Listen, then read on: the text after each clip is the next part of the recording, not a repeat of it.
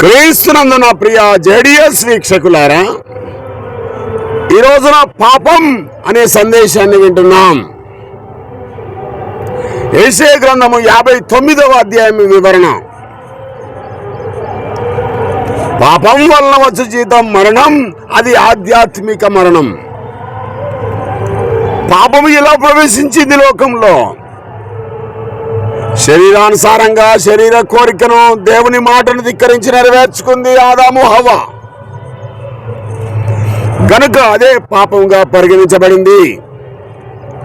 అది ఏ మరణానికి దారితీసింది. దేవునితో సత్సంబంధం తెగిపోయింది. ఆజ్ఞాతిక్రమమే పాపంగా వర్ణించబడింది. ప్రియా దేవుని వారలారా, ఏ రకమైన చెడైనా గర్భం దాలుస్తే అది పాపాన్ని కంటుంది.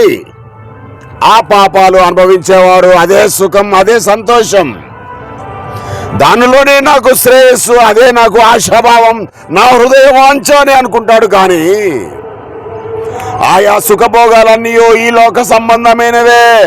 లోకము దాని ఆశ గతిస్తుంది, దేవుని వాక్యం నిలుస్తుంది. ఇంతలోనే కనబడి ఇంతలోనే మాయమైపోయే నీ బ్రతుకుకు ఇన్ని కోరికలా? అది ఏ నరకానికి దారులు తీస్తాయి.